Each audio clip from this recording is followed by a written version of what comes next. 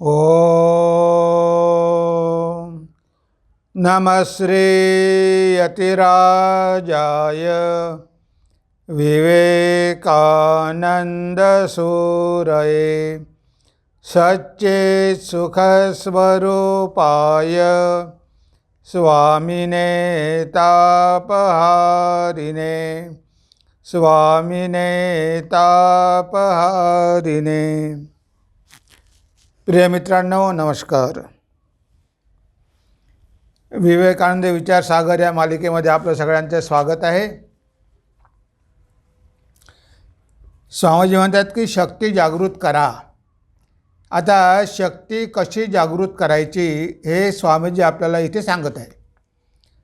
स्वामीजी म्हणतात, दुसऱ्यांसाठी केलेले क्षुल्लक काम देखील आपल्या अंतर्यामीची शक्ती जागवू शकते। एवढेच कशाला, दुसऱ्याचे किंचित कल्याण करणारा विचार देखील हळूहळू तुमच्या हृदयात सिंहाचे शौर्य प्रस्थापित करेल। मी तुम्हा सर्वांवर खरोखरच खूप प्रेम करतो, परंतु इतरांसाठी कर्म करीत असताना तुमचे मरण जरी ओढवले तरी मी हर्षभरीत होईन। म्हणजे इथे स्वामीजी म्हणतात की बघा, मला कशामुळे आनंद होईल? मला आनंद होईल तुम्ही जर माझं कर्म केलं तर। म्हणजे स्वामीजींना असे माणसं पाहिजे की जे स्वामीजींचं कार्य करत करत मरतील। म्हणजे इतरांसाठी स्वतःचं जीवन ते त्याग करतील आणि स्वतःबद्दल काहीही विचार न करता संपूर्णपणे समर्पण करतील, असे युवक स्वामीजींना हवे आहेत। म्हणून स्वामीजी काय म्हणतात की आपल्या सगळ्यांमध्ये ती शक्ती आहे, पण ती शक्ती संकुचित का झालेली आहे? कारण आपलं हृदय संकुचित झालेलं आहे। आपण जेवढा आपला विचार करू तेवढा आपण संकुचित होतो। म्हणून आपल्या हृदयाचा विकास करायचा असेल, आपल्यामधल्या आत्म्याचा विकास करायचा असेल, आपला आध्यात्मिक विकास करून घ्यायचा असेल तर आपण काय केलं पाहिजे? इथे स्वामीजी म्हणतात, दुसऱ्यांसाठी केलेले क्षुल्लक काम देखील आपल्या अंतर्यामीची शक्ती जागवू शकते। म्हणजे इतरांसाठी जरी आपण छोटंसं काम केलं, क्षुल्लक काम केलं, तरी आपल्यामधली ती शक्ती जागृत होते। म्हणजे बघा, हे रहस्य स्वामीजींनी सांगितलेलं आहे की तुमच्यामध्ये शक्ती आहे, ती तुम्हाला जागृत करायची असेल, तुम्हाला महान व्हायचं असेल तर इतरांना जरी थोडीशी मदत केली तरी ती शक्ती जागृत व्हायला सुरुवात होईल। आता बघा, वाराणसीला काही तरुण मुलं स्वामीजी अमेरिकेमध्ये असताना ते व्याख्यानं द्यायची।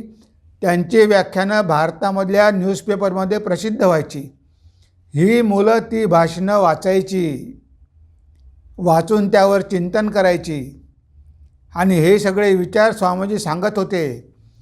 तेव्हा ह्या मुलांनी बघितलं की वाराणसी शहरामध्ये अनेक म्हातारे लोक गल्ली गल्लीमध्ये पडलेले असतात, कारण त्यांची मुलं त्यांना काशीमध्ये आणून सोडतात। कशासाठी? मरण्यासाठी। त्यांना वाटतं की काशीमध्ये मेले तर यांची मुक्ती होईल, पण त्या लोकांची तिथे कोणीही काळजी घेत नाही। ह्या मुलांनी स्वामीजींची वचनं वाचून, स्वामीजींचे व्याख्यानं वाचून ठरवलं की आपण या लोकांसाठी काहीतरी केलं पाहिजे। एकदा एका मुलाने बघितलं की रस्त्यावरती एक म्हातारी पडलेली होती आणि ती म्हातारी उठू शकत नव्हती, अतिशय दुर्बल झालेली होती। तो मुलगा जवळ गेला, हॉटेलमधून काहीतरी आणलं, तिला खायला दिलं, तिच्यामध्ये थोडी शक्ती आली। मग तिला एका वरांड्यामध्ये घेऊन गेले, तिथे स्नान दिलं आणि मग त्यांनी विचार केला की आता ह्या महिलेला ठेवायचं कुठे? म्हणून त्यांनी 4-5 मुलं एकत्र आली आणि त्यांनी भाड्यानं घर घेतलं आणि अशा लोकांना ते घेऊन येऊ लागले आणि त्या ठिकाणी त्यांची सेवा करू लागले। म्हणजे बघा, स्वामीजींच्या एका विचारामुळे ह्या मुलांच्या जीवनामध्ये केवढं मोठं परिवर्तन झालं। आणि हळूहळू ते वाढतच गेलं. त्यांना मोठं घर घ्यावं लागलं आणि ह्या मुलांनी मग एक संघटना स्थापन केली. म्हणजे लोकांना मदत करण्यासाठी एक संघटना स्थापन केली आणि तिथे सेवा करू लागले. सेवा करता करता त्यामधले 2-3 विद्यार्थी किंवा 2-3 तरुण मुलं तर संन्यासी झाले. मग स्वामीजी एकदा काशीला गेले. त्यांनी बघितलं की ही मुलं किती चांगलं काम करत आहे. मग त्यांनी ठरवलं की यांच्यासाठी आपण काहीतरी केलं पाहिजे. मग स्वामीजींनी त्यांच्या संस्थेचं नाव बदललं. Ramakrishna mission home of service असं ठेवलं आणि तिथे जागा घेऊन मोठा दवाखाना बांधण्यात आला. आज जर तुम्ही काशीला गेलात तर Ramakrishna mission home of service मोठा दवाखाना आहे आणि कितीतरी पेशंटला तिथे उपचार केले जातात. म्हणजे बघा कशा प्रकारे त्या मुलांची जीवनं तर बदलली, त्यांच्यामधलं चैतन्य जागृत झालं आणि त्या ठिकाणी आज एक मोठा दवाखाना झाला आणि त्या दवाखान्याच्या माध्यमातून कितीतरी गरीब लोकांची सेवा होत आहे. म्हणजे आपण जर इतरांना थोडीशी मदत केली तर बघा त्याचे काय परिणाम होतात. त्या मुलांचं जीवन धन्य झालं आणि इतरांना पण त्याचा फायदा मिळाला. म्हणून स्वामीजी म्हणतात, आता बघा बाबा आमटे त्यांनी बघितलं की एक कुष्ठरोगी पडलेला आहे आणि त्याला घरच्या लोकांनी आणून सोडलेला आहे. तो पावसाने भिजत आहे. त्याला घेऊन गेले, त्याची सेवा केली, त्याचे उपचार केले आणि हळूहळू त्यांच्यामधली शक्ती जागृत झाली आणि त्यांनी त्या भागामध्ये मग अशी कुष्ठरोग्यांची सेवा करायला आरंभ केला. आणि आपल्याला माहीत आहे की गडचिरोली जिल्ह्यामध्ये, चंद्रपूर जिल्ह्यामध्ये केवढा मोठा आश्रम त्यांनी उभा केला, हेमाल कसा. म्हणजे तिथे कितीतरी अशा लोकांना मदत मिळते. दवाखाना पण झाला. म्हणजे आदिवासी लोकांची सेवा त्यांनी सुरू केली आणि त्यांच्यामधली शक्ती वाढत गेली. त्यांनी कार्याचा विस्तार केला. त्यांची मुलं पण आता तिथे कार्य करतात. म्हणजे इतरांविषयी जर आपल्या मनामध्ये सहानुभूती असेल, इतरांना मदत करण्याची इच्छा असेल आणि जर आपण थोडी मदत केली तरी आपल्यामधली ती अंतःशक्ती, अंतर्यामी शक्ती जागृत होते. आपल्यामधलं दिव्यत्व जागृत होते आणि आपल्याला जास्त कार्य करण्याची प्रेरणा देते. म्हणजे बघा आपल्याला वाटते की इतरांसाठी कार्य करून काय मिळणार आहे आपल्याला. आपल्याला कळत नाही की आपल्याला जे मिळणार आहे त्याची कशाचीच तुलना होऊ शकत नाही. तुम्ही स्वार्थी झालात आणि कितीही कमावलं तरी तुम्हाला जो आनंद मिळत नाही तो आनंद तुम्हाला इतरांची थोडीशी सेवा करण्यामध्ये पण मिळतो. जेव्हा इतरांना आनंद होतो तेव्हा तो आनंद तुम्हाला पण मिळतो, तुमच्यामध्ये पण तो रिफ्लेक्ट होतो. म्हणून स्वामीजींनी हे सांगितलेलं आहे की जर तुम्हाला तुमच्यामधली शक्ती जागृत करायची असेल तर इतरांसाठी काहीतरी करायला शिका. फक्त स्वार्थाचा विचार करू नका. इतरांसाठी थोडं तरी काहीतरी काम करा. इतरांना काहीतरी मदत करा. तुमच्याकडे येणाऱ्या लोकांना मदत करा, गरजूंना मदत करा. म्हणजे केवढी मोठी साधना आहे. आपल्याला वाटते की जप, ध्यान, साधन, भजन केल्यामुळेच आपल्याला मधली शक्ती जागृत होईल. पण इतरांना मदत जरी केली तरी आपल्यामधली शक्ती जागृत होते, हे आपल्याला कळत नाही. किती लोकांनी सेवा केली, संतांनी सेवा केली, त्यांनी सेवा करायला सांगितलं आपल्याला. जे का रंजले गांजले त्याशी म्हणे जो आपुले, तोची साधू ओळखावा देव तेथेची जाणावा, तुकाराम महाराज म्हणतात. या रंजल्या गांजल्यांची सेवा करणं किती महत्त्वाचं आहे. हे जे करतो तोच खरा साधू आहे. नाहीतर काय सगळे असाधूच आहेत जे स्वार्थी आहेत, इतरांचा विचारही कधी करत नाही. म्हणजे सगळ्या संतांनी आपल्याला हेच सांगितलेलं आहे की तुम्ही इतरांची सेवा करा. त्यामुळे तुमचं मंगल होईल, तुमचं कल्याण होईल, तुमच्यामधली शक्ती जागृत होईल. असे कितीतरी उदाहरण आपल्याला देता येईल.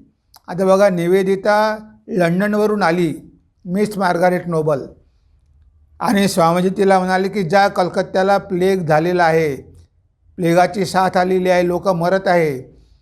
ती मिस मार्गारेट नोबल कलकत्त्याला गेली आणि त्या प्लेगच्या साथीमध्ये लोकांवर उपचार केले. ती मृत्यूला मुळीच घाबरली नाही. लोक कलकत्ता सोडून पळून जात होते, स्वतःचा प्राण वाचवण्याचा प्रयत्न करत होते. पण निवेदिता हातामध्ये झाडू घेऊन त्या भागातले रस्ते साफ करत होती. त्या लहान मुलांना, प्लेगच्या मुलांना स्वतःच्या मांडीवर घेत होती.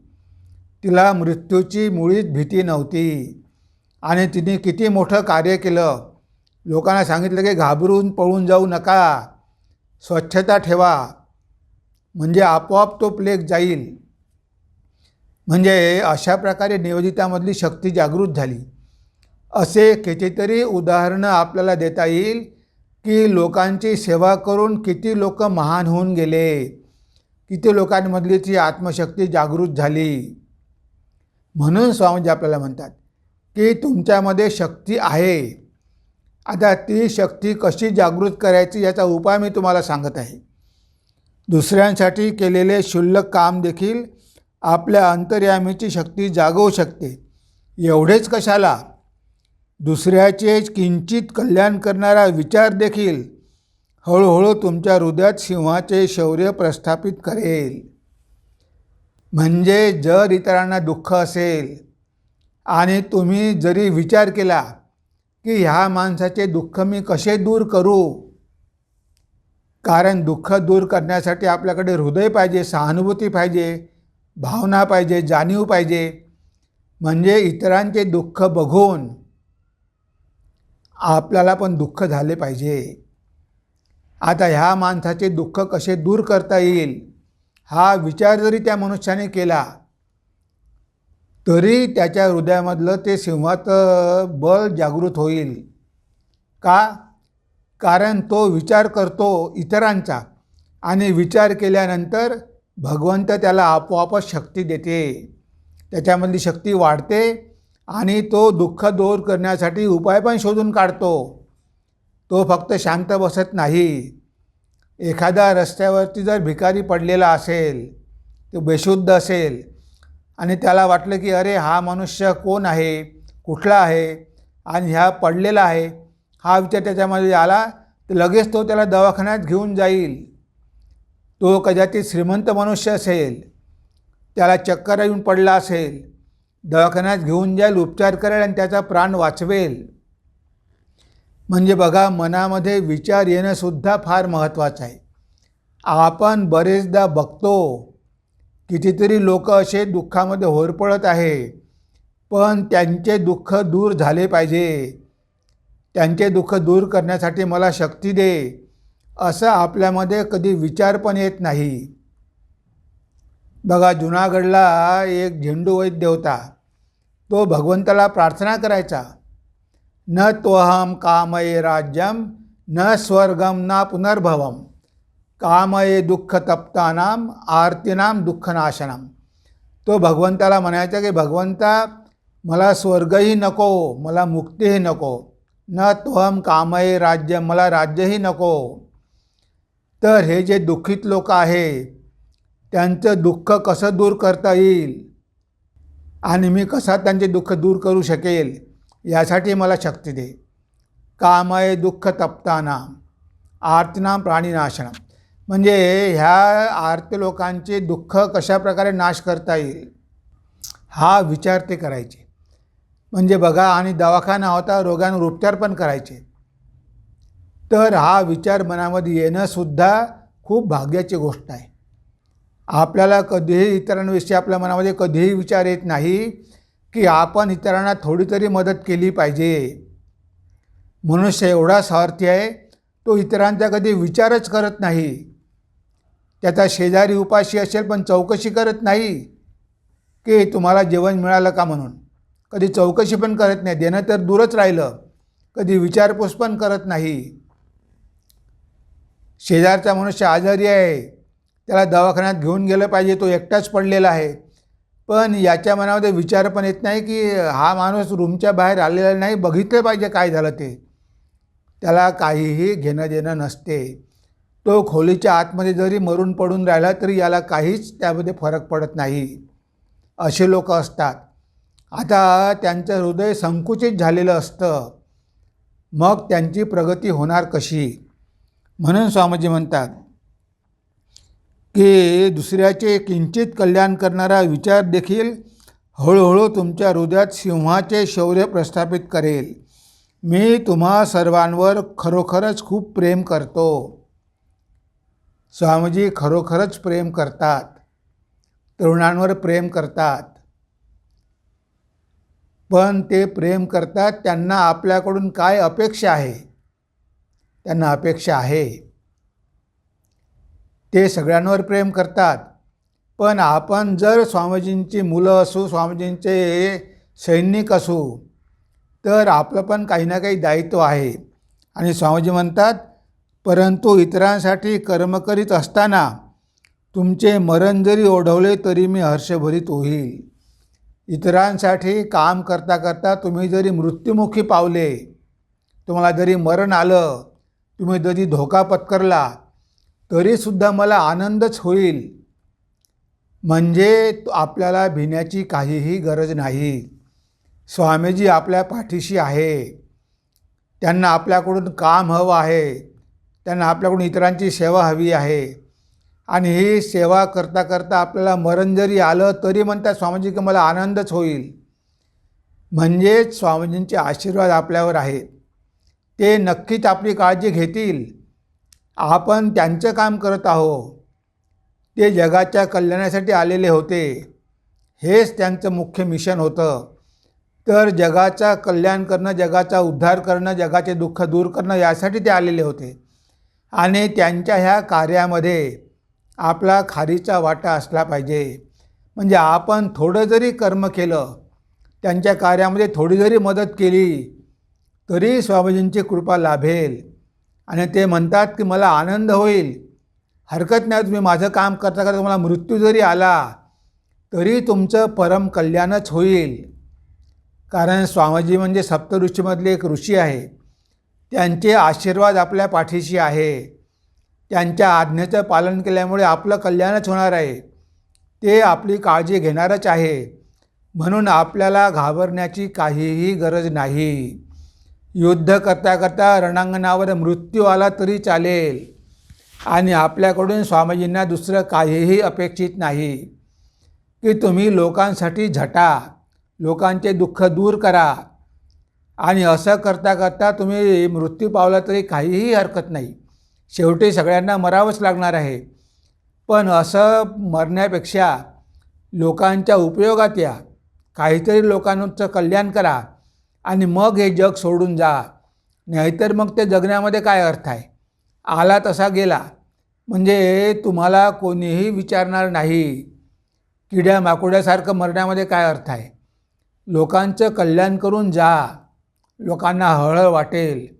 हे स्वामीजी आपल्याला या संदेशाद्वारे सांगत आहे. म्हणजे हे आहे कर्माचं रहस्य. हे आहे की आपण कसं कर्म केलं पाहिजे की ज्याद्वारे आपल्यामधली शक्ती जागृत होईल. पण लक्षात ठेवा, आपण त्या व्यक्तीकडून कसलीही अपेक्षा ठेवू नये की मी याला मदत केली तर याच्याकडून मला काय मिळेल. ही अपेक्षा आपण कधीच बाळगू नये. तुम्हाला जे द्यायचं आहे, जे करायचं आहे ते करा, पण कधीही अपेक्षा ठेवू नका. निस्वार्थपणे करा. स्वतःला कामामध्ये झोकून द्या. रात्रंदिवस इतरांची सेवा करा. तुमचं कल्याण झाल्याशिवाय राहणार नाही. हेच स्वामीजी आपल्याला सांगतात. आणि हेच म्हणजे पुण्यकर्म आहे. उपकार करणं म्हणजेच पुण्यकर्म आहे. आपल्या शास्त्रामध्ये सांगितलं आहे, परोपकाराय पुण्याय पापाय परपीडना. इतरांवर उपकार करणं हे पुण्य आहे आणि इतरांना कष्ट देणं हे पाप आहे.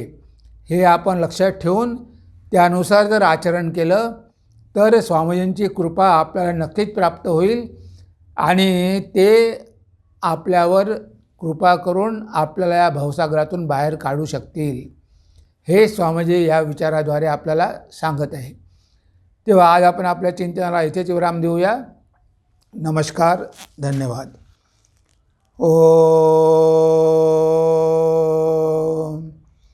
सर्वे भवन्तु सुखिनः सर्वे सन्तु निरामयाः सर्वे भद्राणि पश्यन्तु मा कश्चित् दुःखभाग् भवेत् मा कश्चित् दुःखभाग् भवेत् ॐ शान्ति शान्ति शान्तिः हरिः ॐ तत्सत् श्रीरामकृष्णार्पणमस्तु।